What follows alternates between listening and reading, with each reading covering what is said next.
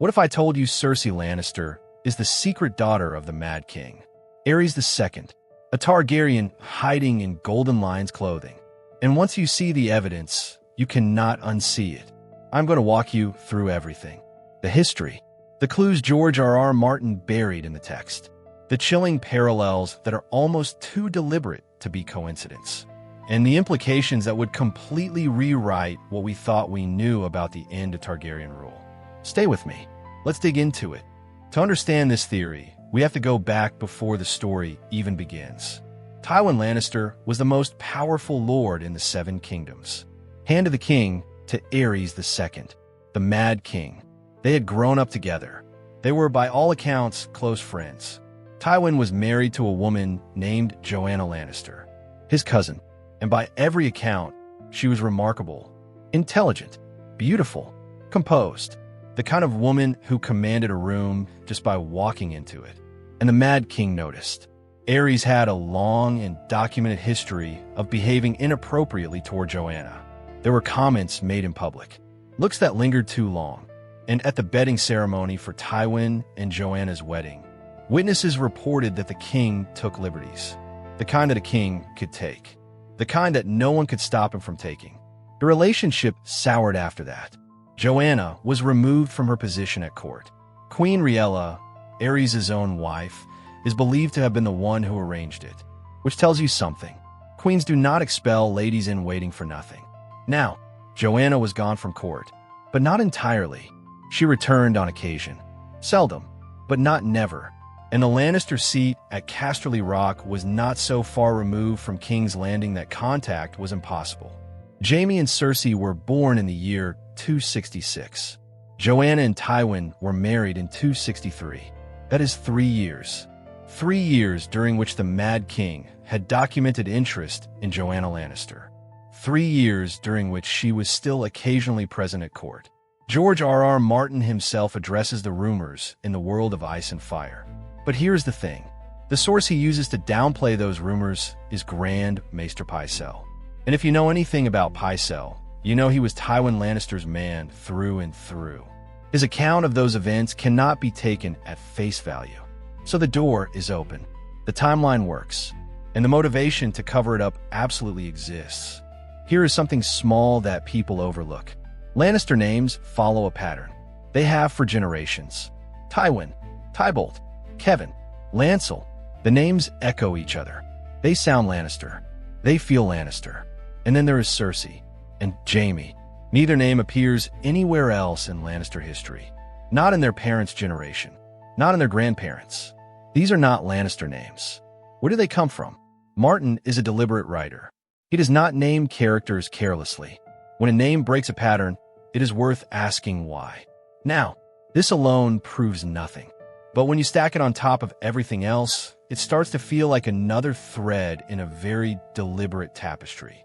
A Feast for Crows is the first book where Cersei becomes a POV character.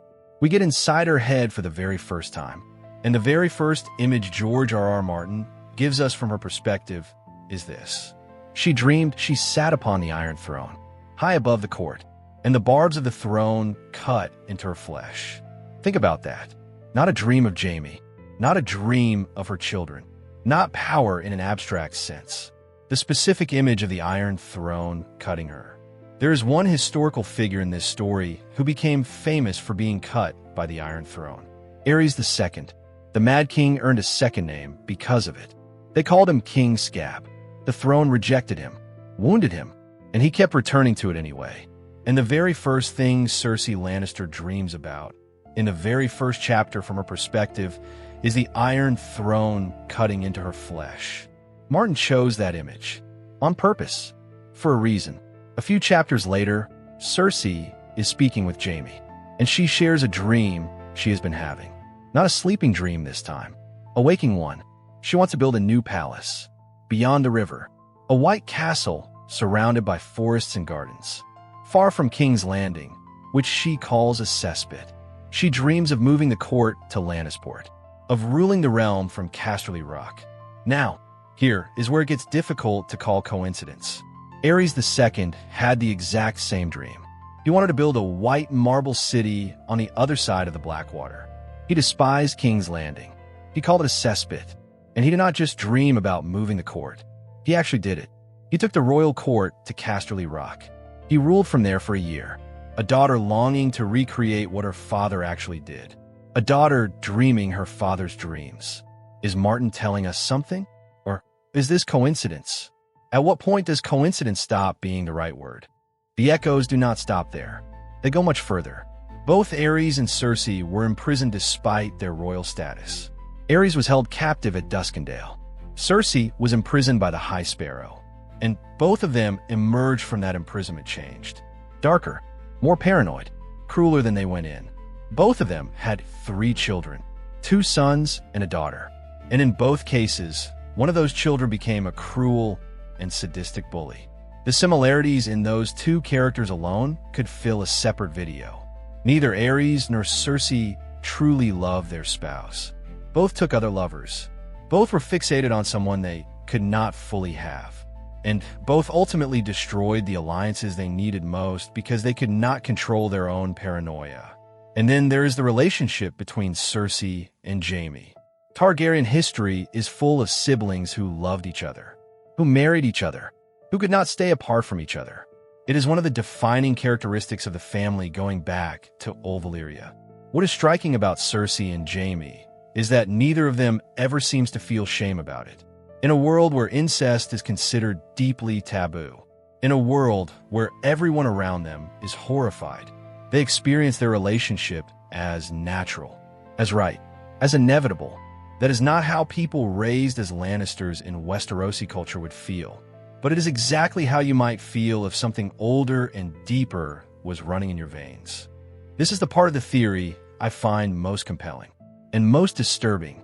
Aerys II became obsessed with wildfire in the final years of his life. Not just as a weapon, not just as a tool.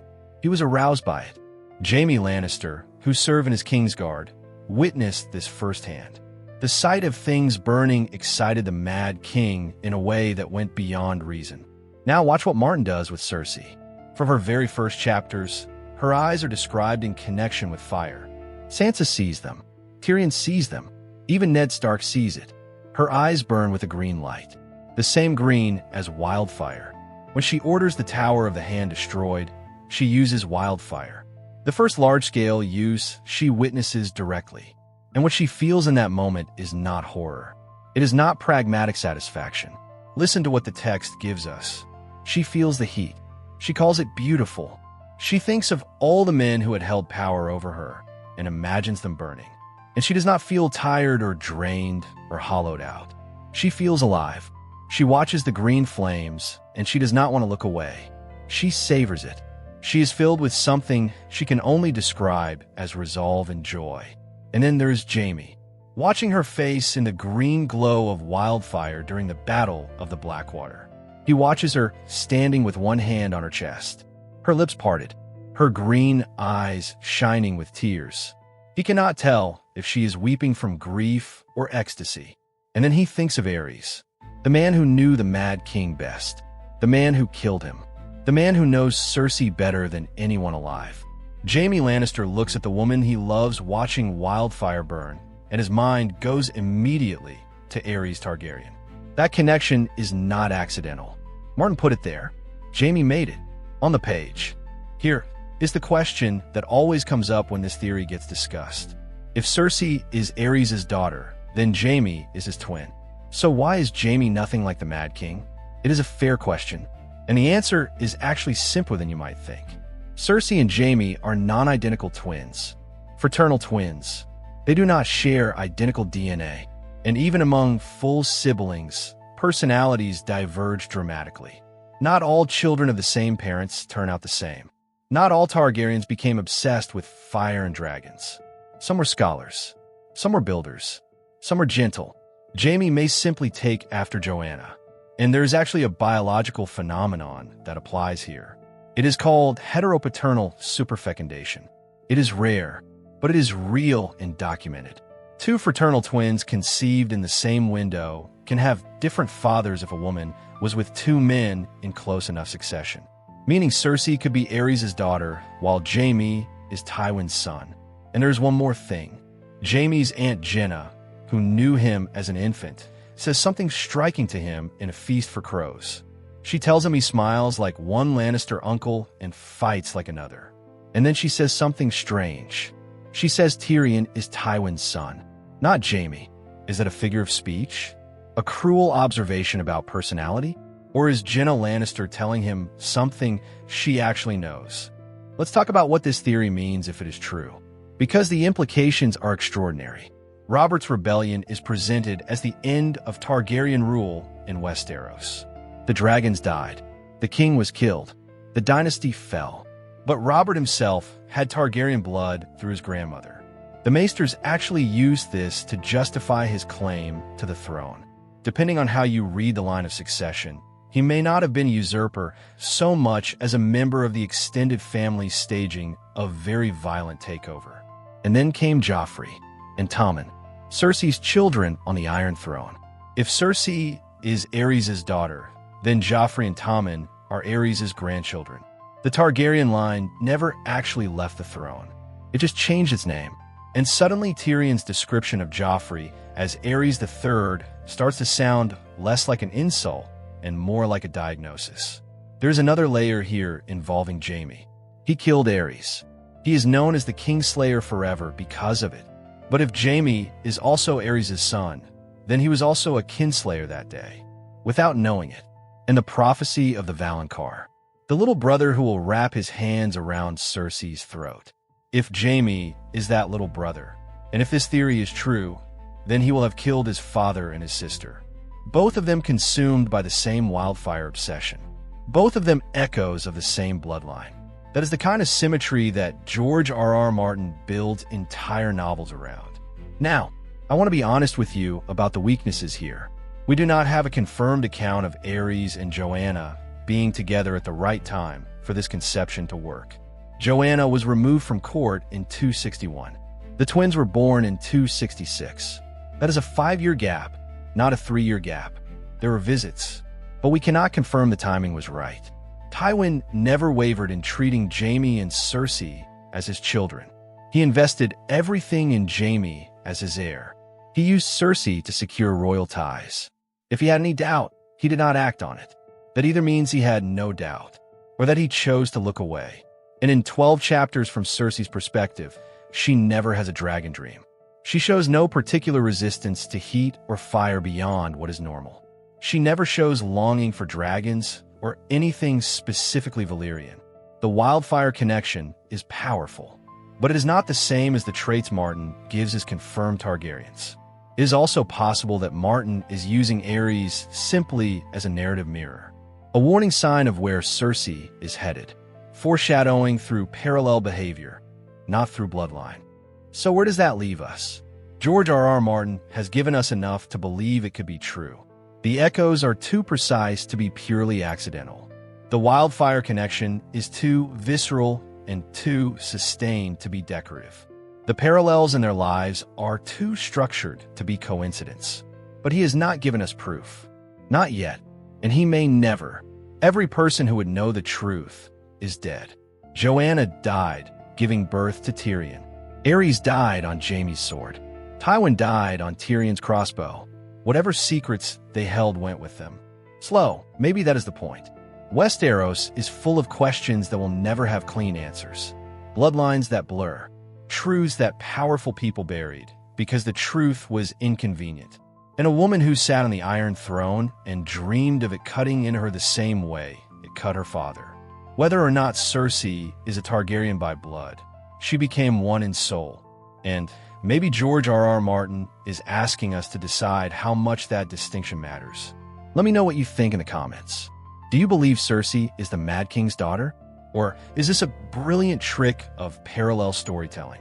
I want to read every take. If you want more videos like this one, exploring the hidden layers of A Song of Ice and Fire, there's a playlist waiting for you.